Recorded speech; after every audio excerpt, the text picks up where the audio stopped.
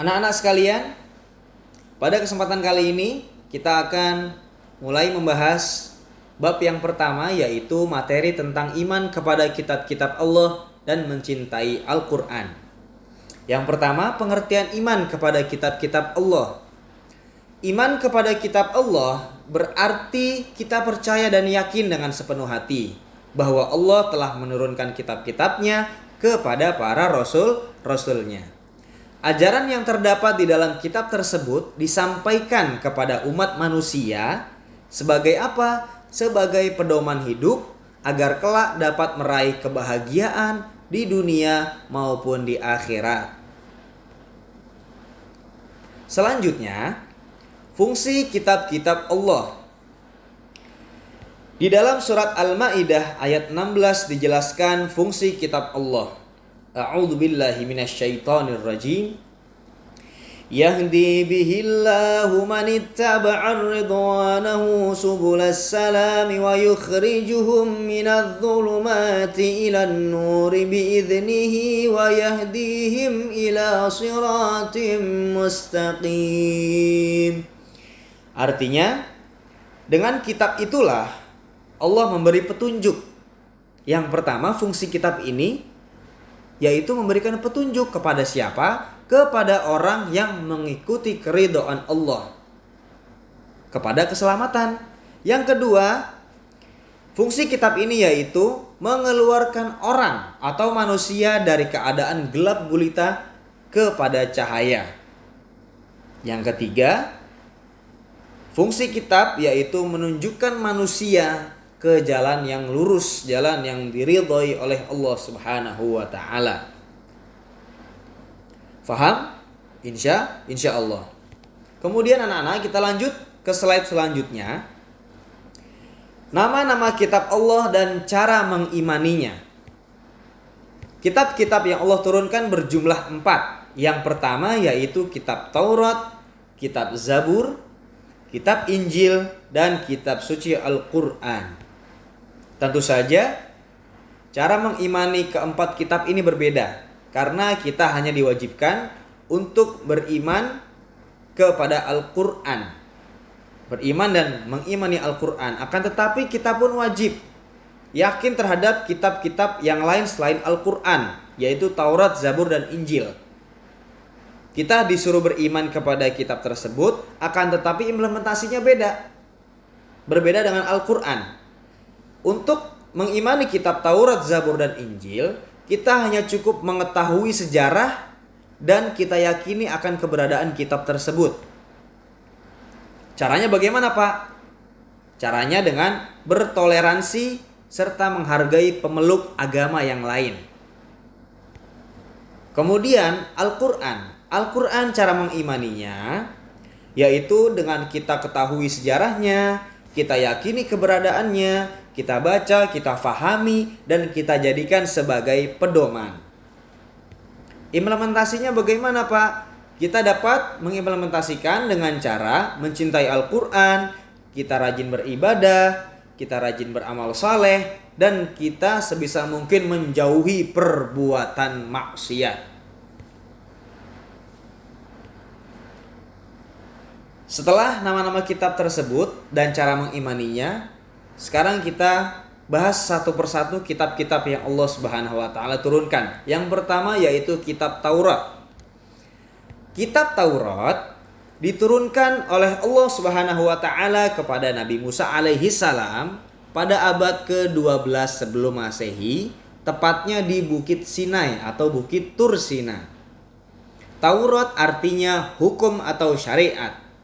Pada saat itu Nabi Musa alaihi salam diutus oleh Allah untuk berdakwah kepada kaum Bani Israel. Adapun bahasa yang digunakan dalam kitab Taurat adalah bahasa Ibrani. Selanjutnya, dalil tentang kitab Taurat. Di dalam Quran surat Al-Mu'minun ayat 49, Allah Subhanahu wa taala jelaskan bahwasannya Allah menurunkan kitab Taurat ini kepada Nabi Musa alaihi salam. A'udzu billahi minasyaitonir rajim. وَلَقَدْ آتَيْنَا مُوسَى الْكِتَابَ لَعَلَّهُمْ يَهْتَدُونَ. Yang artinya, dan sungguh telah kami anugerahi kepada Musa kitab Taurat. Agar apa? Agar mereka kaum Bani Israel mendapatkan petunjuk. Selanjutnya, pokok-pokok ajaran kitab Taurat. Pokok-pokok ajaran kitab Taurat diantaranya yaitu perintah untuk mengesahkan Allah, larangan menyembah patung berhala, larangan menyebut nama Allah dengan sia-sia, perintah menyucikan di hari Sabtu, perintah menghormati kedua orang tua, larangan membunuh sesama manusia, larangan berbuat zina, larangan mengambil hak orang lain, larangan menjadi saksi palsu, dan larangan mencuri. Itu adalah pokok-pokok ajaran kitab Taurat. Baiklah anak-anak, kita lanjut kepada kitab yang kedua, yaitu kitab Zabur. Kitab Zabur diturunkan oleh Allah Subhanahu wa taala kepada Nabi Daud alaihi salam pada abad ke-10 sebelum Masehi. Kitab Zabur ini ditujukan kepada kaum Bani Israel atau lebih tepatnya kaum Yahudi. Di daerah mana, Pak? Di daerah Yerusalem. Adapun kitab Zabur ini ditulis menggunakan bahasa Qibti. Dalil tentang kitab Zabur. Bukti yang menjelaskan bahwasannya Allah Subhanahu wa taala menurunkan kitab Zabur kepada Nabi Daud dijelaskan di dalam surat Al-Isra ayat ke-55. A'udzu billahi minasyaitonir rajim. Wa rabbuka a'lamu biman fis samawati wal ard. Wa laqad faddalna ba'dhan nabiyina 'ala ba'din wa atayna Dauda zabura.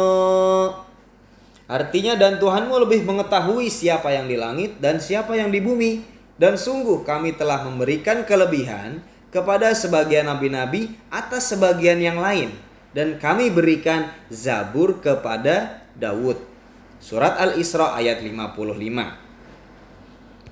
Kemudian pokok-pokok ajaran kitab Zabur diantaranya yaitu mengajarkan tentang ibadah, kemudian berisi sajak keagamaan, ratapan doa individu, ratapan doa jamaah, nyanyian untuk raja, nyanyian kebaktian untuk Tuhan, nyanyian syukur yang berupa syair yang diubah menjadi nyanyian gereja, dan yang terakhir berisi doa-doa. Kalau tadi kitab Zabur, sekarang kita beralih menuju kitab yang selanjutnya yaitu kitab Injil. Kitab Injil. Kitab Injil diturunkan kepada Nabi Isa alaihi salam pada permulaan abad pertama Masehi. Di mana anak-anak? Di daerah Yerusalem dengan menggunakan bahasa Suryani. Kitab Injil ini menjadi pedoman bagi kaum Nabi Isa alaihi salam, yaitu kaum Nasrani. Selanjutnya dalil yang menjelaskan bahwasannya kitab Injil ini diturunkan oleh Allah kepada Nabi Isa dijelaskan di dalam surat Maryam ayat ke-30. A'udzu billahi minasyaitonir rajim. Qala inni abdullah ataniyal kitaba waj'alani nabiyya. Yang artinya dia atau Nabi Isa berkata, sesungguhnya aku ini adalah hamba Allah. Dia memberiku kitab Injil dan dia menjadikan aku seorang nabi. Surat Maryam ayat ke-30. Selanjutnya, pokok-pokok ajaran dari kitab Injil. Yang pertama, perintah untuk kembali mengesahkan Allah Subhanahu wa taala. Yang kedua, membenarkan keberadaan kitab Taurat. Yang ketiga, menghapus beberapa hukum dalam kitab Taurat yang tidak lagi sesuai dengan perkembangan zaman.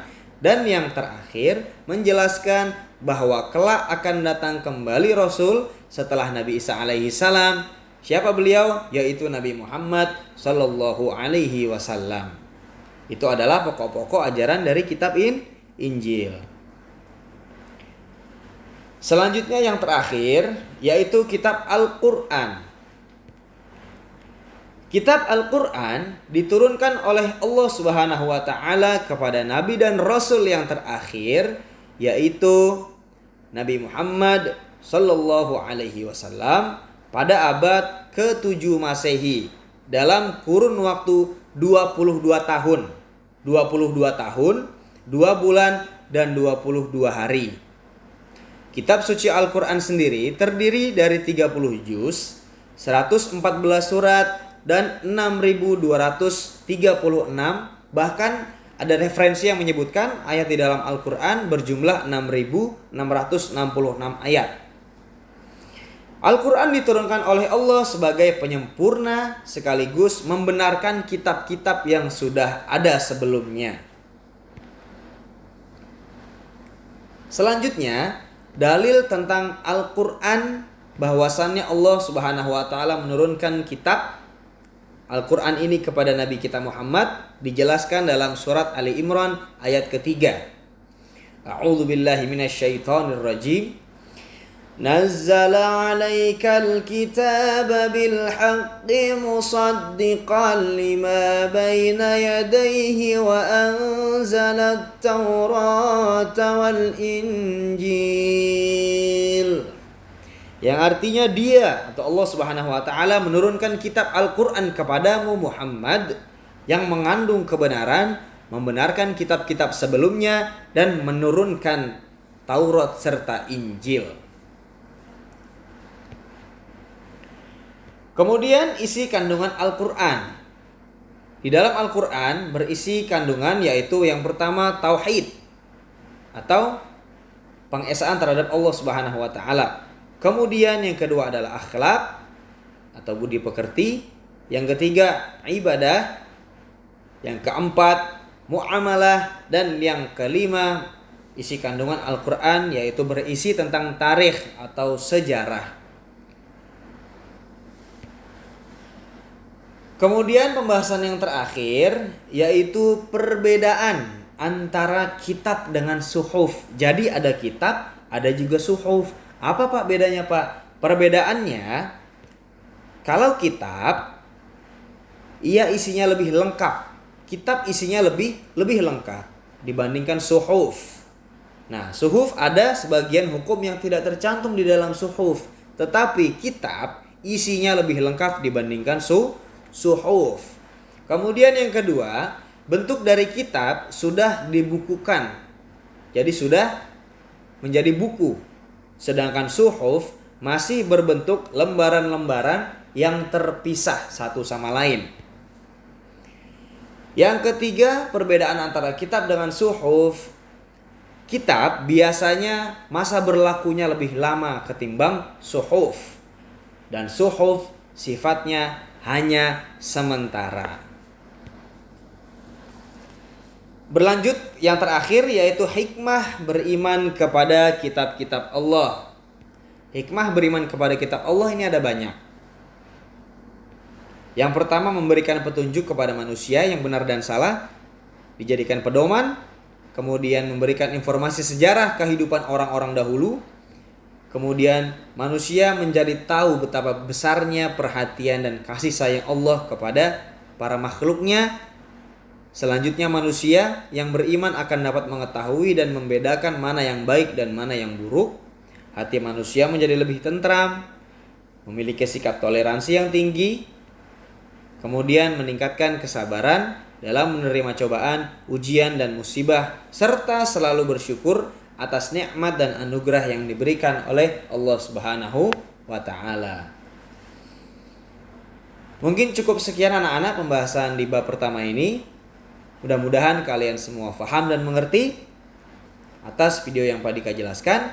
Kurang lebihnya mohon maaf. Terima kasih. Wassalamualaikum warahmatullahi wabarakatuh.